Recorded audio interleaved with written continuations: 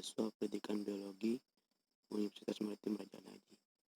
Di sini saya akan menjelaskan mengenai mekanisme dan siklus pembelahan sel, mata pelajaran biologi sel. Langsung saja materi yang pertama yaitu tentang siklus sel. Nukleus atau inti sel itu merupakan organel yang ditemukan pada sel eukariotik. Organel ini mengandung sebagian besar materi genetik sel dengan bentuk molekul DNA linear panjang yang membentuk kromosom bersama dengan beragam jenis protein. Bisa dilihat gambar bawah merupakan siklus dari siklus sel. Di situ terdapat S fase atau DNA replikasian, G1 fase, G2 fase, dan M sebagai M fase, yaitu mitosis nuklear division dan sitokinesis cytoplasmic division. Seperti molekul hidup yang melalui siklus hidup, setiap sel memiliki siklus sel, tahap-tahap yang teratur selama pertumbuhan sel, persiapan untuk pembelahan, dan pembelahan menjadi dua sel anak yang mengulang tahap-tahap tersebut.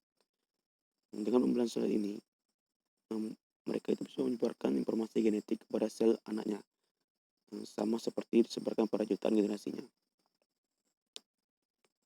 Bisa dilihat gambar samping merupakan sistem kontrol selama siklus sel. Oke, ini merupakan gambar bahwa merupakan diagram siklus sel. G1, fase G1 yaitu fase yang ukurannya sel bertambah besar akibat dari pertumbuhan sel, dan pada fase ini juga terjadi proses pembentukan organel-organel. Selanjutnya ada fase S. Pada fase S ini terjadi penduplikasian kromosom dan sintesis DNA atau replikasi DNA. Bagian tahap yaitu mitosis dan sitokinesis. Selanjutnya fase G2. Pada fase ini dilakukan pengumpulan energi sebanyak-banyaknya untuk proses pembelahan sel nantinya. Dan yang terakhir yang keempat merupakan fase M.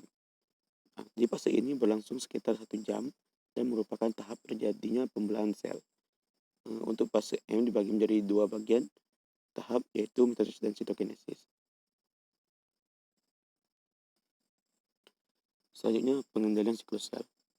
Jadi terkait dengan siklus sel itu sendiri, terdapat faktor yang mengatur siklus sel ini, yaitu protein, siklin, dan CDK.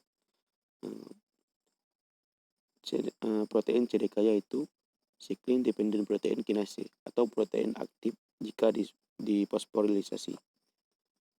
Yang kedua yaitu siklin, yaitu berikatan dengan CDK.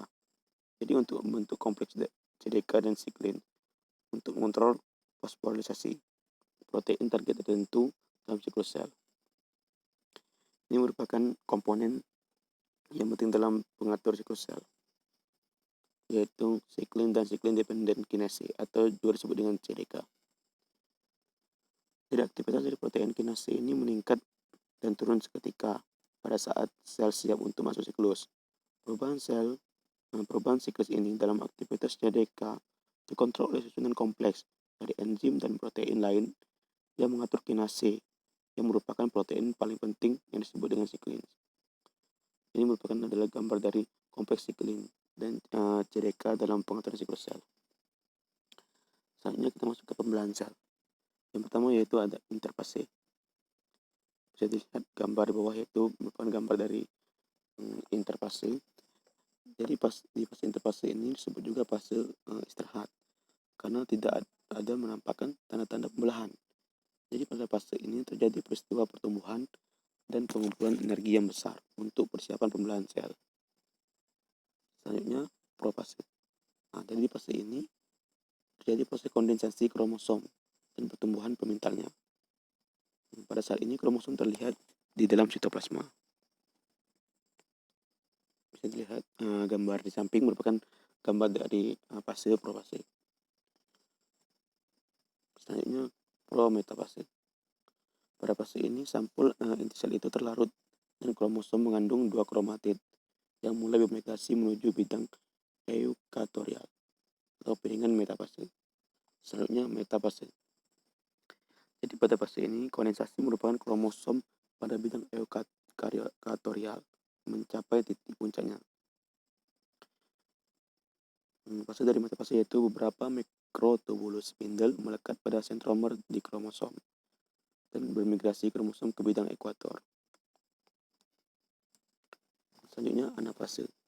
Jadi tiap sentromer mulai terpisah dan tiap kromatik dari masing-masing kromosom tertarik menuju pemintal kutub. Selanjutnya telofase. Di tiap sentromer mulai terpisah dan tiap kromatik dari masing-masing kromosom tertarik menuju pemintal kutub.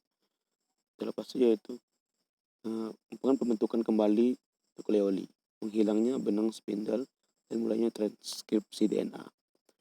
Pembentukannya kembali membran nukleus dan proses sitokinesis atau dua buah sel baru. Ini merupakan gambar dari telofase. Baiklah, sekian presentasi dari saya. Jika ada kekurangan dalam penyampaian dan dalam materi saya sampaikan, saya mohon maaf. Lebih kurang saya ucapkan wassalamualaikum warahmatullahi wabarakatuh.